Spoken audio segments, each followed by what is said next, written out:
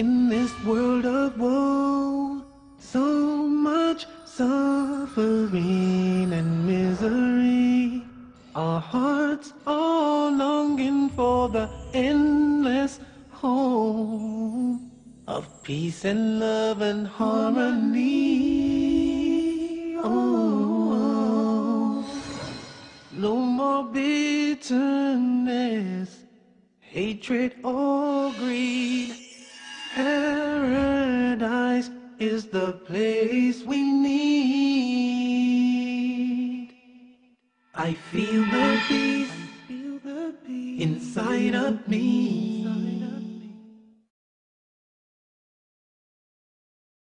Greetings and peace. This is Dr. Laurence Brown with another episode of Interfaith Issues, where we discuss the issues of common interest to the three Abrahamic religions of Judaism, Christianity, and Islam. Today, I'm going to be talking on the concept of original sin. The reason that this concept is of interest is because it is not unanimously accepted by the three monotheistic religions of Judaism, Christianity, and Islam. As a matter of fact, even though the concept of original sin is prevalent in Western Christianity, it is not even universally accepted among Christians. Now, when we look at the Abrahamic faiths, Judaism, Christianity, and Islam, we find that Judaism and Islam have no concept whatsoever of original sin. In fact, the Eastern Christian churches also do not follow this tenet of Trinitarian Christianity. The concept of original sin, I think everybody knows. The proposal is that Adam and Eve sinned when they disobeyed God's commandment not to eat of the fruit of the forbidden tree in paradise. When they ate of the forbidden tree, they became sinful, and that sin has persisted within their lineage, which means you and me, all of mankind, until this time. And it is, in effect, one of the critical elements of Christian faith, because Christian faith teaches us that we are born sinful, we have sin as an integral element of our being, and we can only achieve redemption through belief in Jesus Christ, because according to their tenets of faith, it was the atoning sacrifice of his death that paid for the sin, the original sin that afflicts all of us. Well, to begin with, I just want to first start with a common sense sort of observation. That observation is that if we look at a baby and just look at its face, look at its innocence, it's very hard for us to convince ourselves that this baby, if it dies, this baby's going to hell, and it's going to burn in hellfire forever because of original sin. But the fact of the matter is, I don't know anybody who has ever looked at a baby and said, oh, how evil. Oh, this one needs to be in jail. The fact of the matter is, babies look so innocent. They look so pure. And there's a reason for that. The reason for that is that according to Judaism, according to Eastern Christianity, according to Islam, there is no concept, or there is no validity to the concept of original sin. Now, let's back up a minute and just look at the whole concept of sin and compare between the two religions, Christianity and Islam. I would start by pointing out that Islam views the concept of sin very differently to begin with. In Islam, there is no such concept as sinning in the mind. If you conceive an evil deed in Christianity, Christianity tells us that's a sin.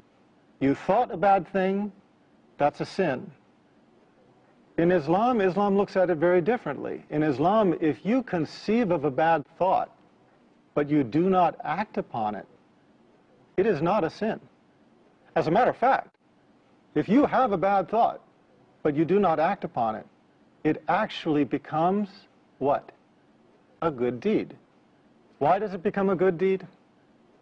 Look, I'm going to ask all of us to step back for a moment and look at this from the point of view not of what we have been taught, not from the religion we have been raised upon, not from the teachings of our church, not from the spiritual guide that we follow, but simply from the level of common sense. Simply from the level of common sense, we have to, I feel we have to agree that mankind, both men and women, are more inclined to bad thoughts than they are to good thoughts. That is our nature. That is our existence. Think about it. If a man is walking down the street and he sees a beautiful woman, half naked, walking towards him, is his first thought to run to the closest house of worship and pay charity?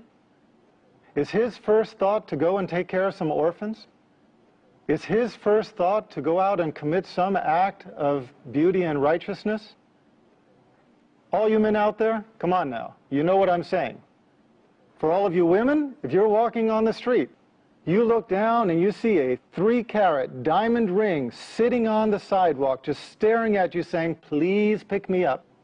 How many women in the world have as their first thought that they are going to grab that ring, hold it high, and shout to everybody on the street, here is a perfect quality 3-carat diamond ring. Who lost it? Who does it belong to? As opposed to our nature, which is, as much as we hate to admit it, our first thought is we want to take that and put it in our pocket. Now, the fact of the matter is our human existence is that we are more inclined to sinful thoughts than we are to good thoughts. It is the matter of mastering our sinful nature that is worthy of reward. So doesn't it make sense that we're going to have sinful thoughts? It's the way we are made. It is our constitution. The question then is, what do we do with those sinful thoughts? Do we act upon them? In which case, it goes from being a bad thought to actually an evil deed? Or do we act against the sinful thought? In which case, it becomes a good deed. In which case, we are rewarded for overcoming our base desires and doing the right thing, not the wrong thing. Now, in Christianity, we are taught, you have a bad thought, that's a sin. That's bad, that will count against you. Even if you don't do anything, you had the bad thought, that's going to count against you. In Islam, you have a bad thought, you don't do anything about it, you know what? It doesn't count against you. Why? Because you conquered it. You overcame it. Instead of submitting to the evil that arose within your consciousness, instead you overcame it, and that is deserving of reward. If you have a good thought, that's good also, and that is deserving of reward. But if you actually acted out as a good deed, in the mercy of our Creator, Allah rewards the good deed anywhere from 10 to 700 times the actual value of that good deed. Why? Because it's not so easy for us to do good deeds. You have $100 in your hand, and you have the choice between using it for the bad things that would bring you worldly pleasure, or you have the choice of giving it to somebody who is more in need of it than you are. That is a very difficult thing to do. So in the mercy of our Creator, the good deed is rewarded by a factor of multiples.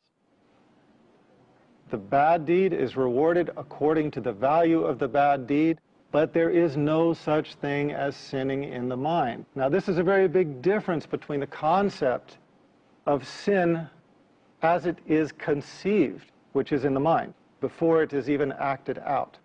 So, another point I think that we have to remember is that those individuals those communities and those societies which allowed themselves to be overrun by sin eventually decayed. And we see this time and time and time again.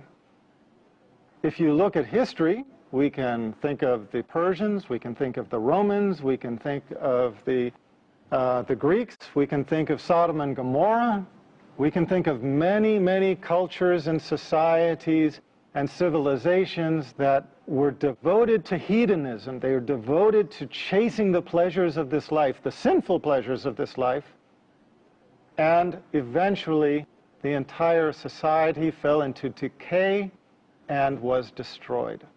Now, that's enough information for all of us to chew on for a few minutes, so let's take a break and we'll come back shortly. Welcome back to the concept of original sin.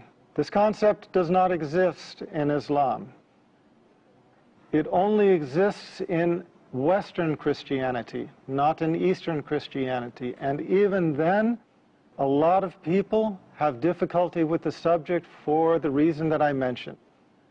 They look at a baby and they just cannot convince themselves that this baby is carrying the taint of any kind of sin.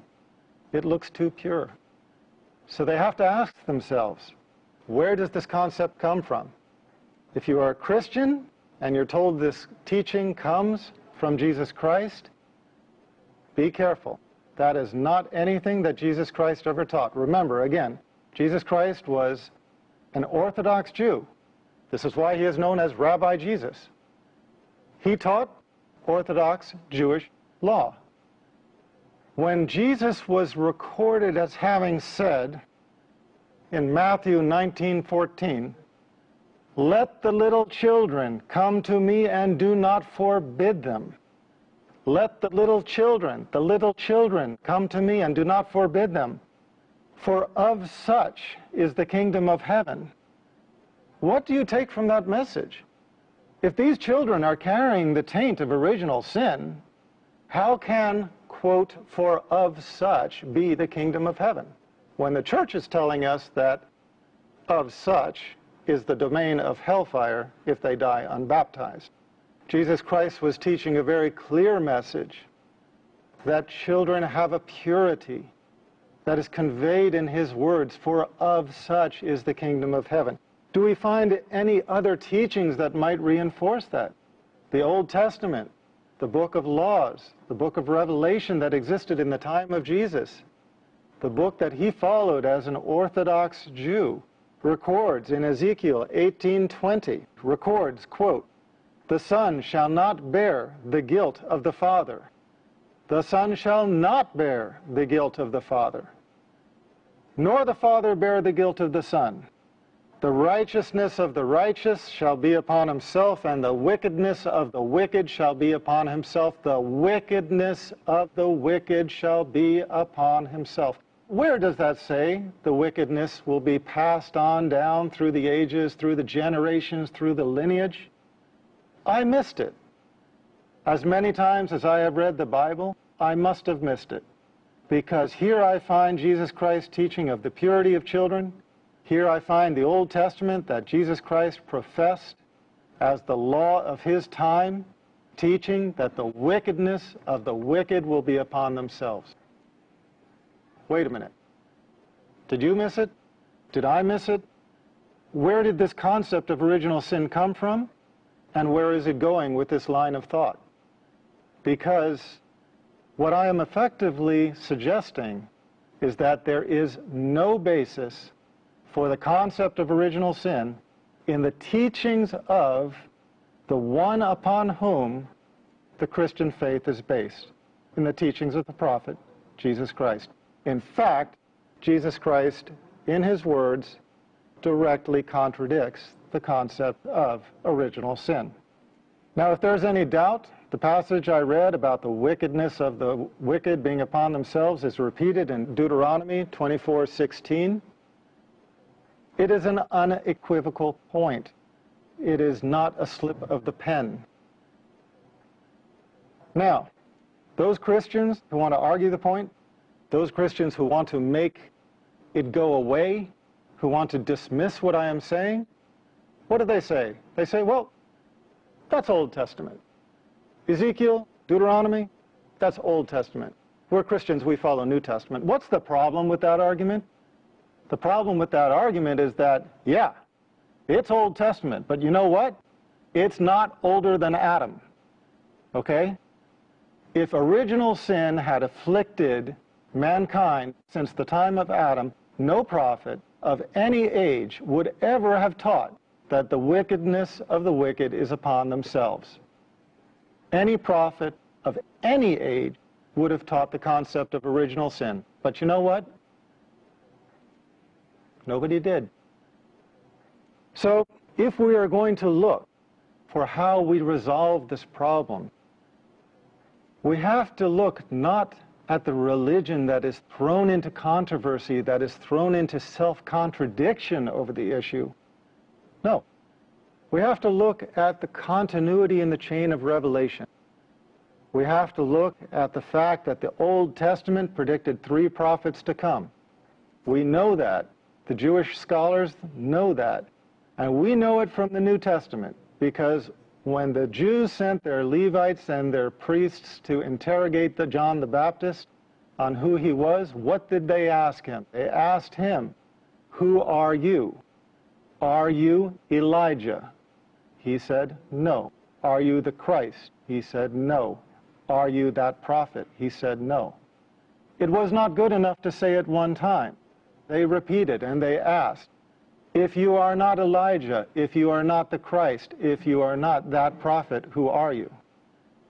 They were clearly speaking of 3 prophets to follow. Now, despite John the Baptist's denial, I think it's very reasonable to conclude that the first 2 of the 3 predicted prophets were John the Baptist and Jesus Christ. But you know, you've got 3, you take away 2, what does that leave you? That leaves you 1 to come. So if we're going to look for resolution to this concept of original sin, we have to ask ourselves, is there a religion out there that is consistent with the teachings of Jesus Christ on this matter? A religion which might represent the teachings of the 3rd final predicted prophet? I would suggest that yes. Islam has no concept of original sin. In the religion of Islam, each person is accountable for their own actions. A person bears their own sins from birth? No. Because again, that would not make sense, that would not be godly. A person bears the weight of their sins from the time of discrimination, from the age of discrimination, from the age at which they know the difference between right and wrong. That's what makes sense. That is what makes sense. And that is what a person is held accountable for in the religion of Islam. According to the Holy Quran, quote, "Man can have nothing but what he strives for." That is Surah 53, Ayat 38. Quote, "Who receives guidance, receives it for his own benefit. Who goes astray, does so to his own loss. No bearer of burdens can bear the burden of another. No bearer of burdens can bear the burden of another." Surah 17, Ayat 15. Each person bears responsibility for his or her own actions, and nobody goes to hell because they bear original sin as a birthright. Or perhaps we should say, as a birth wrong. Now, I would like to conclude this talk by going back to the important point that I made, the point that a lot of people in the audience have heard and said to themselves, wait a minute, where did he get that? And that is the point of the 3 predicted prophets to follow. This is from John 1, 19 through 21. In this passage, the Bible tells us that the Jews sent their priests and Levites to basically challenge John the Baptist and question who he was. And they asked him in this way, quote, "Who are you?" He confessed and did not deny, but confessed, "I am not the Christ." And they asked him, "What then? Are you Elijah?" He said, "I am not." "Are you the prophet?" He answered, "No." He went on to address their concerns when they asked him for clarification. They said, quote, "Why then do you baptize if you are not the Christ, not Elijah, nor the prophet?" Again, these are the three predicted prophets that the Old Testament speaks of: Christ, Elijah, and the prophet. Now, we fall into a little bit of difficulty. You know, there's no uncertainty who the Christ is. Who is Elijah? According to the Bible, one passage does identify John the Baptist as Elijah. Another passage does not. It is an inconsistency, but I think we have to take it upon faith that John the Baptist was the first of the three. Jesus Christ was the second of the three. Who was the third of the three? Well, we would expect to find a hint in the New Testament. If there were a prophet to follow Jesus Christ, it would just make godly sense to us that there would at least be a hint in the New Testament of a final prophet to follow. And in fact, there is. In John 14:16, Jesus Christ just talks of allos parakletos, another paraclete to follow after the end of his mission. Let's put these two things together. In John 14:16, Jesus Christ speaks of allos parakletos, another paraclete. The key word here is not paraclete. Let's not worry about what paraclete means. Some people say advocate, some say comforter, some say Holy Spirit. It doesn't matter. What matters is that Jesus Christ speaks of allos parakletos, another paraclete, to come after his mission. At the same time, the first epistle of John 2:1 identifies Jesus Christ as a paraclete. What does this mean? Jesus Christ is a paraclete? He is saying after his mission, another paraclete will come. Another what? Another of whatever he is. Does it not make sense that he can be understood to have been speaking of the final prophet predicted in the Old Testament, the third of the three, the final prophet to complete Revelation? Here is where we find a hint in the teachings from Jesus Christ himself of the completion of the revelation in the person of a final prophet. Once again, I remind all of you watching, if you want further information, if you would like to read on depth, please visit my website, www.leveltruth.com. You will find everything that I have said and a great deal more in my books, starting with this one, Misguided. For now, this is Dr. Laurence Brown, concluding this episode of Interfaith Issues. Thanking you for being my audience, thanking you for tuning in, and looking forward to seeing you next time. Greetings and peace. I feel the peace inside of me, a complete tranquility.